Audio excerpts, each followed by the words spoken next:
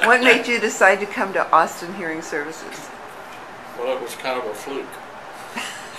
I was realizing that I was experiencing hearing difficulties. Okay. And I was thinking, well, maybe I ought to be doing something about it.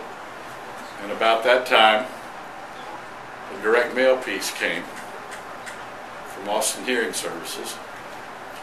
And I knew nothing about Austin Hearing, but I didn't know anybody else. So I said, well, I think I'll check it out. And I did, and here we are, how many years later? Okay. Still, but that was the initial contact. Okay. And then we got the first devices, and then after a number of years, we now have this current setup.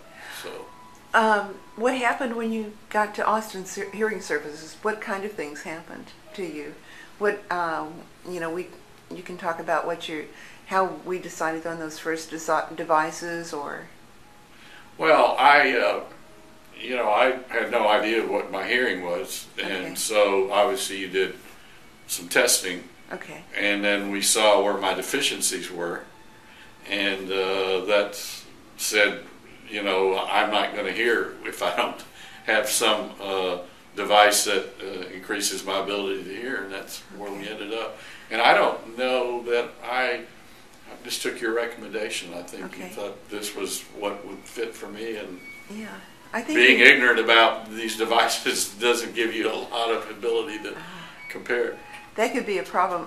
I can't remember whether we tried various devices when you came in or not. Do you remember whether you tried more than one? I don't think we did. I think we just said, try this and see how it works, and we went for a couple of weeks, and things were seemingly going okay, or they were certainly better. Okay. And we just stuck with that, and then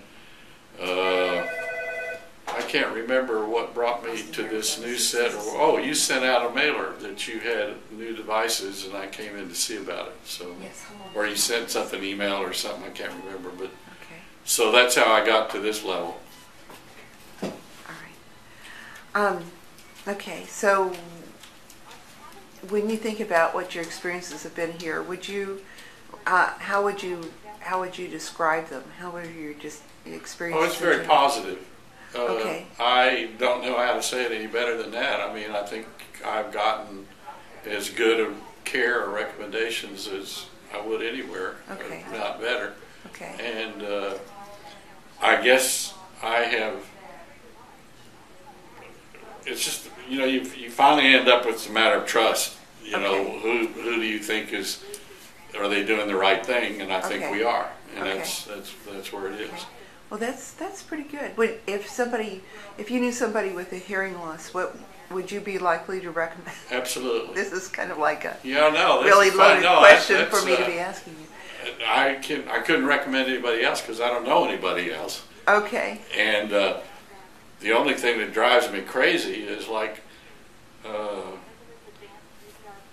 last week was a whole section on hearing aids. I mean, not just one full-page ad, but like a whole section in the newspaper. And that had to cost, the thousands of dollars that costs. So they obviously must sell a lot of hearing aids. But it's just amazing to see the advertising. Yeah, it may depend upon the delivery model. I think that particular company is owned by a hearing aid business. It's owned by a manufacturer. Yeah, okay. And so they don't have to. Their costs are mainly the production cost plus the physical plant that they're paying for. So it's a little different type of financial situation. Yeah, right.